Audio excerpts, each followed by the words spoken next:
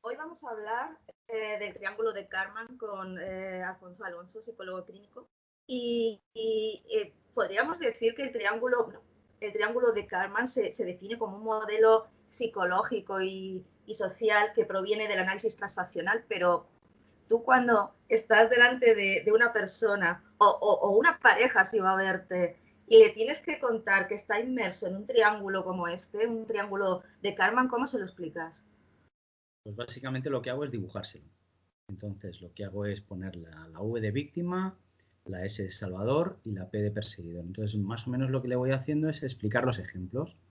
Incluso de hecho el propio triángulo a veces lo trabajo a nivel individual. Por ejemplo, muchas veces la persona tiene como un diálogo interno, venga, vamos, tú puedes, ¿no? Y es como ese tipo de diálogo que, o ahora estás fatal, fíjate qué mal te encuentras, vas en modo víctima, es decir, se puede aplicar de muchas maneras. La clave de todo es saberlo aplicar, cuándo hay que aplicarlo y dar la solución. Pero bueno, básicamente lo que hago es escribirlo, les voy diciendo cuál es el rol que van utilizando. Si, por ejemplo, estoy hablando de una terapia de pareja, es más fácil porque son dos, pero en terapia familiar hago exactamente lo mismo. Entonces voy analizando qué tipos de conductas van teniendo ellos y los vamos como poniendo en el sitio correcto. Hace poco, entre otras cosas, pues eran 4 personas. Entonces, una de las cosas que le dije es, ¿qué tanto por ciento estáis utilizando en este modelo? Entonces ellos iban diciendo, pues estoy en un 30% en perseguidor, en un 20% en salvador, en un 60% en lo que sea, ¿no? Entonces, cada uno de ellos va reflejándose qué modelo están utilizando y de esa manera asumen qué rol están adaptando para después conseguir lo que es el beneficio. Es decir, en este caso sería, si eres víctima, tienes que cambiarlo por un modelo mucho más de responsable y vulnerable.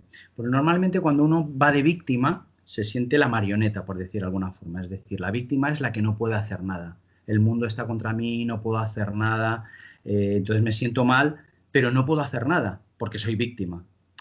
Eso se ve muy claramente también incluso en los modelos políticos, ¿no? Todo el mundo tiene tendencia a victimizar, ¿no? Pero la clave de todo esto es decirle, vale, estás asumiendo que eres una víctima, te sientes marioneta, pero yo siempre les digo que es mucho mejor ser responsable. Entonces ahí es como que coges ese empoderamiento, es como que ya no eres la marioneta, sino la persona que eliges cómo mover a esa marioneta, en ese diálogo interno que te comentaba también, o con los demás. Entonces, respetando también que, bueno, pues que tienes sentimientos y que en un momento dado una situación, un hecho, un déjame en paz, bueno, pues también duele, también molesta. El insulto también es desagradable. Con lo cual, es verdad que tienes que ser responsable sin olvidar que también eres vulnerable. Es decir, al final tienes que asumir que eres una persona. Entonces, ese cambio de víctima a responsable y vulnerable, lo que se hace primero es empoderar a esa persona, hacer que bueno, pues que el desarrollo y sobre todo las interacciones entre, si hablamos de terapia de pareja, entre dos personas, ¿vale? Dos cónyuges, pues empiecen a asumir su propia responsabilidad y dejen de estar en modo víctima. Porque la clave del triángulo en este sentido, llevado a la práctica o a la acción, es que en cuanto empiezas a usar el modelo de víctima, esto se ve muy claramente con las madres. Lo voy a hacer un poquito más gracioso. Por ejemplo, imaginaos que estamos en una situación de padre, madre, hijos y demás. Bueno, normalmente, ¿qué es lo que suele pasar?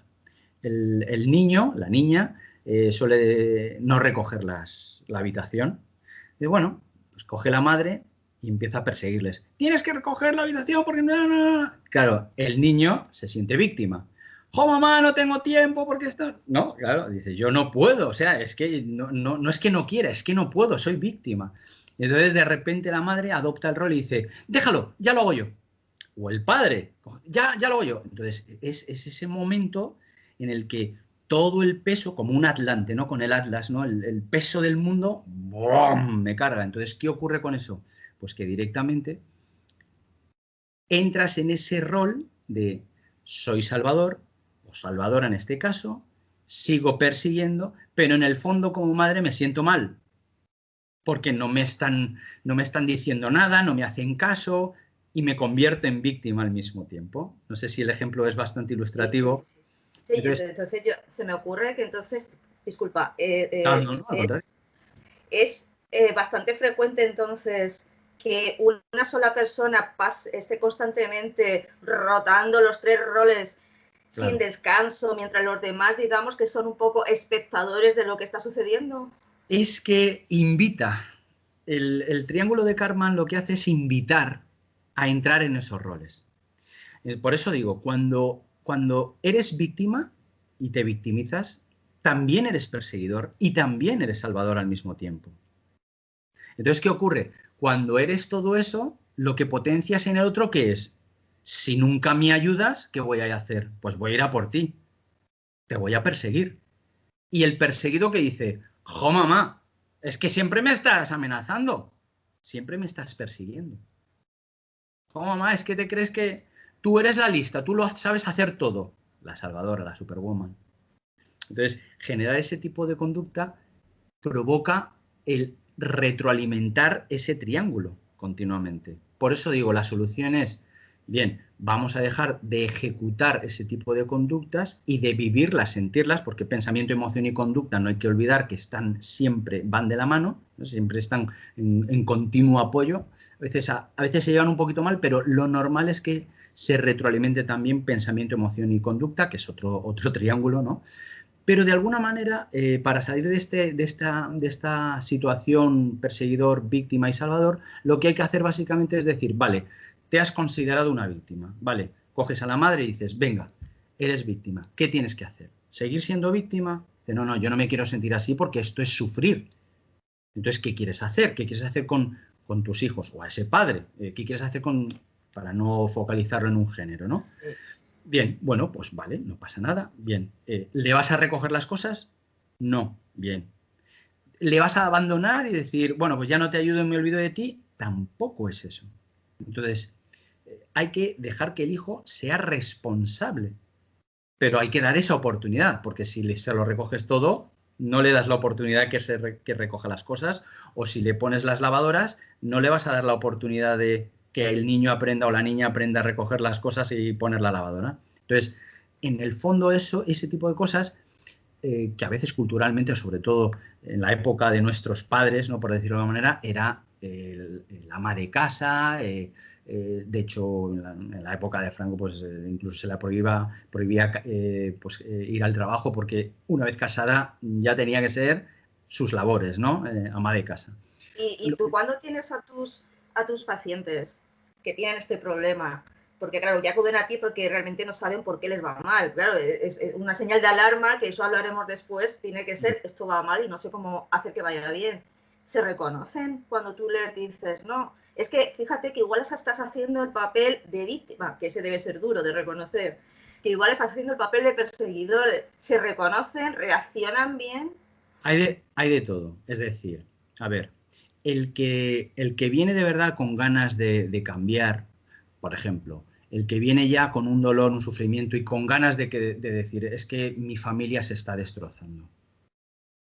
Yo no puedo vivir esto así. Normalmente en su modelo siguen diciendo, es que o mi mujer tiene que hacer algo, o mi marido tiene que hacer algo, o mis hijos tienen que hacer algo, porque el que se siente sobre todo mucho más víctima, es como que ya no sé qué hacer porque hago de todo, pero no me sale nada.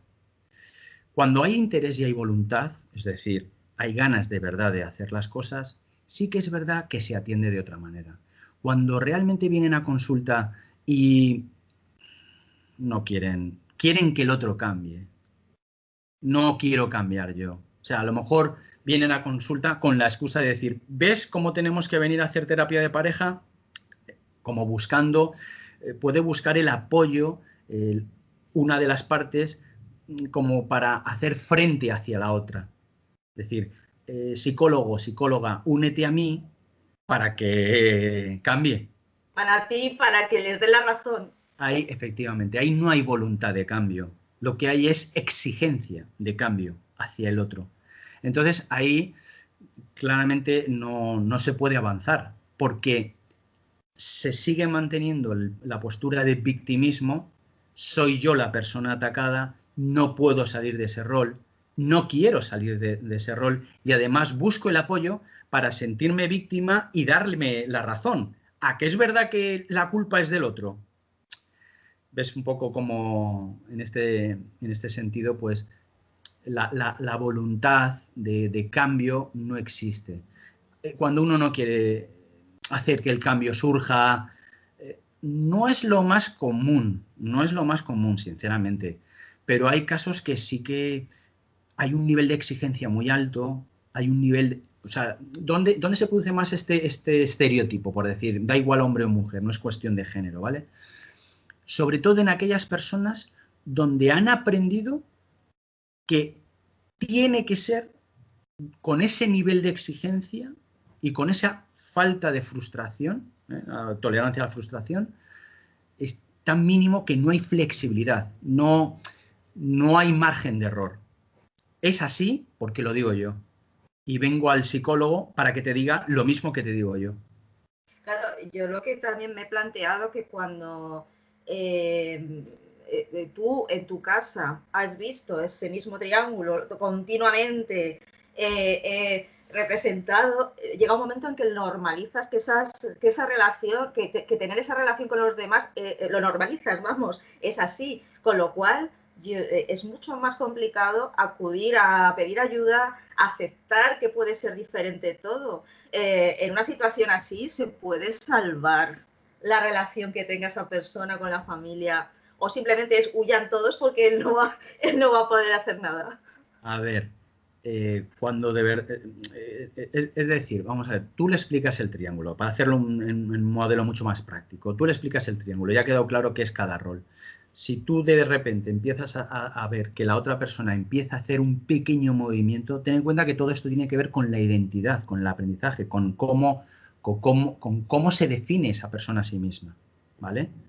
Entonces está muy vinculado a sus valores, a sus principios, a su moral, y todo eso está aprendido y lo lleva ya en la mochila, con todas sus vivencias, ¿vale? Entonces, de repente le dices, bueno, hay otra manera de hacer. Entonces, claro, la gente dice, ya, pero yo no puedo cambiar, A eso me ¿vale? refiero. Es decir, ¿yo qué puedo hacer si yo soy testarudo, por poner un ejemplo? ¿Qué puedo hacer yo, Alfonso, si yo las cosas las digo según me salen, porque soy así?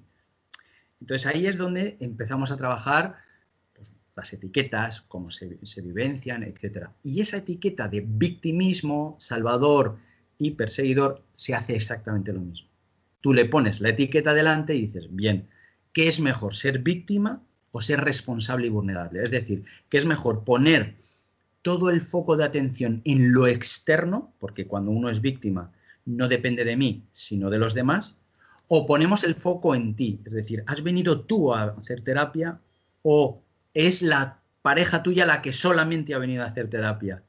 Entonces, esos movimientos pequeñitos, pero muy, muy alineados con ese concepto de identidad, de valores y demás, el cual no hay que tocarlo muchas veces, hay que respetarlo, aunque se van a generar movimientos internos. Es decir, por ejemplo, el nivel de frustración se tiene que cambiar. Eso que te he dicho de pensamiento, emoción y conducta, que está alineado, ese pensamiento sería esa etiqueta, quién soy, y vinculada a las situaciones, qué es lo que hago. No es lo mismo decir soy tonto que estoy haciendo el tonto.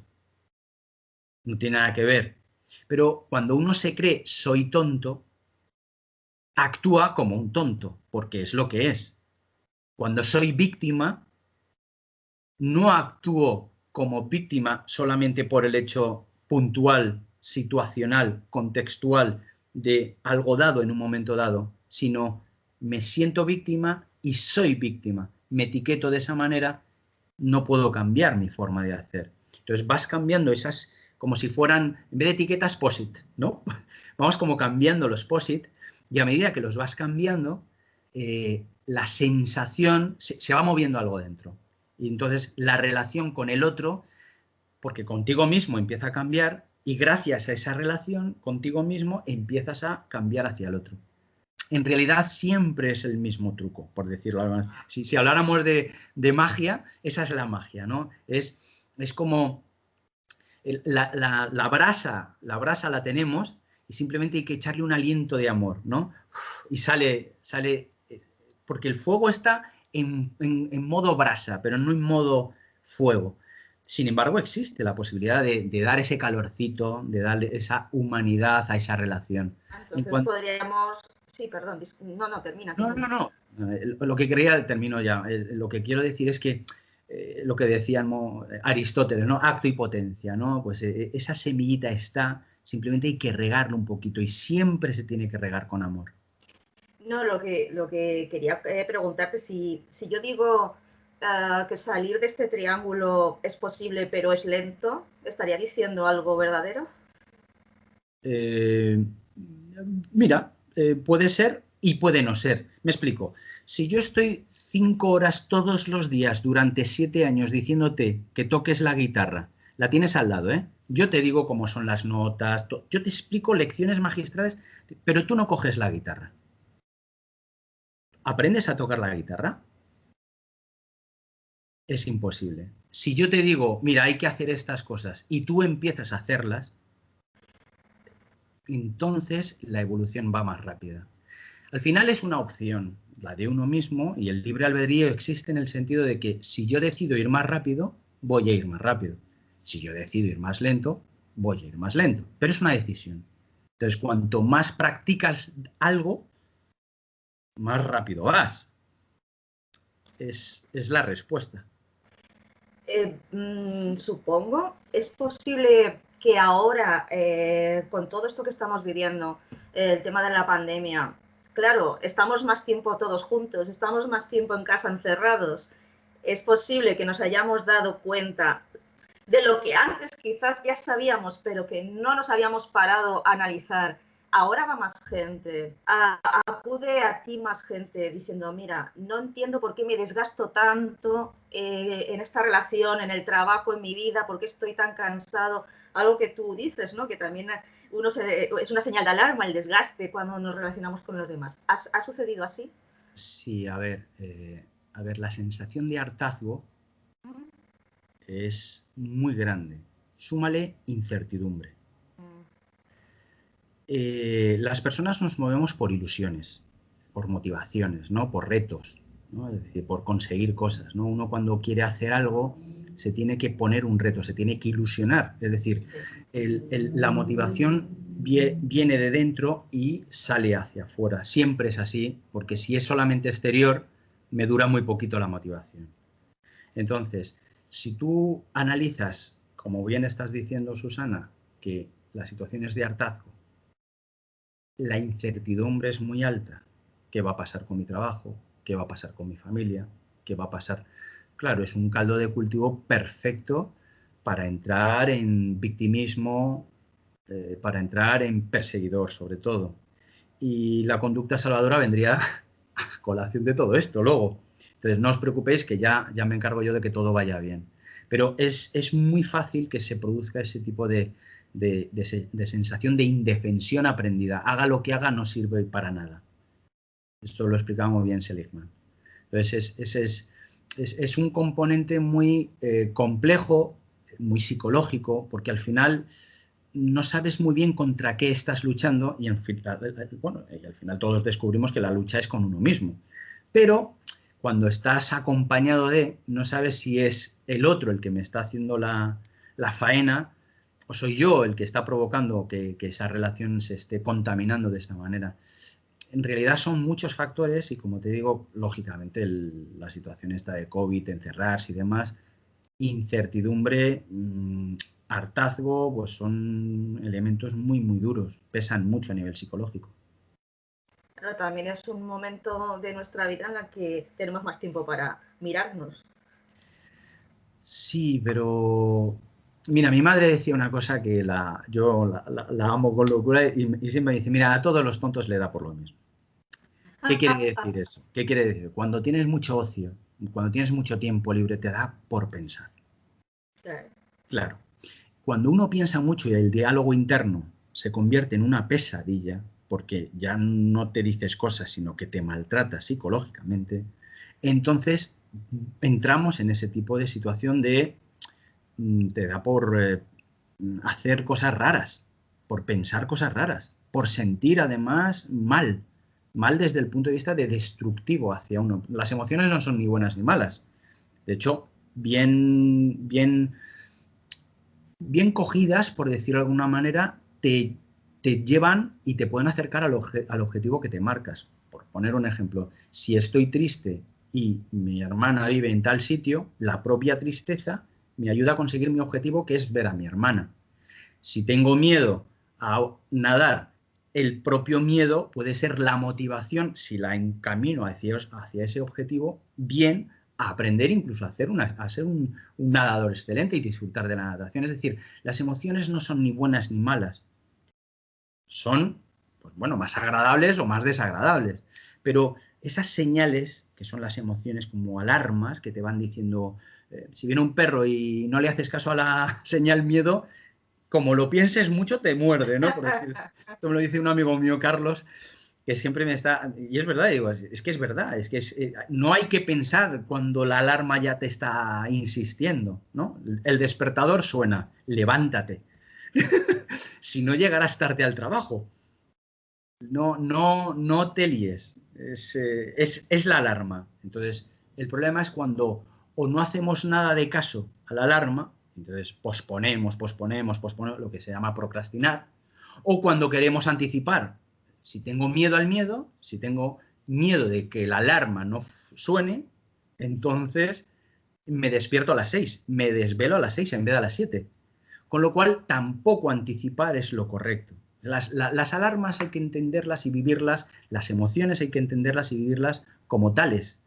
Y se tiene que hacer uno amigo de todas esas emociones, porque están en el fondo diseñadas para hacer tu bien. Lo que pasa es que, bueno, esto es muy fácil de decir, hay mucha más complejidad en todo, yo lo estoy simplificando mucho, pero realmente es así, son leyes psicológicas y tienes que aceptarlas.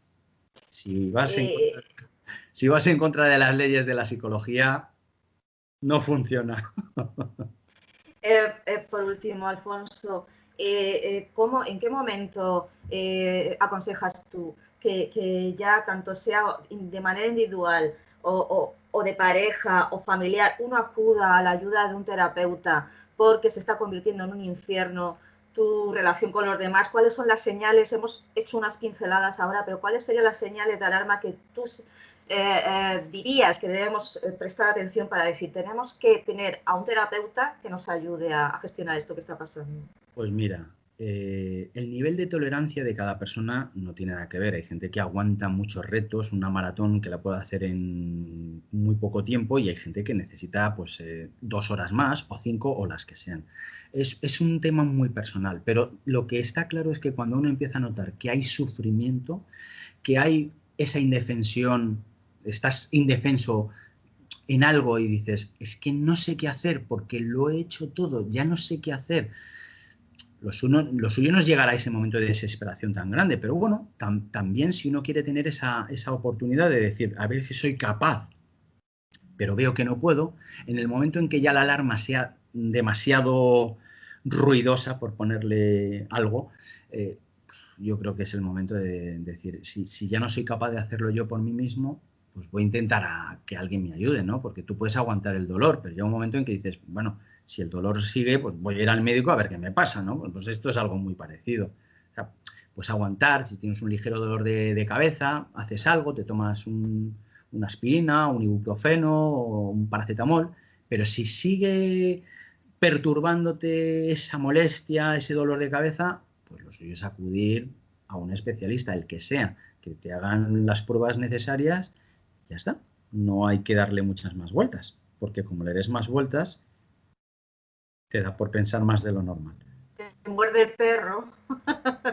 Y te puede morder el perro también. Claro, pero bueno, Susana, yo creo que al final es quererse un poquito.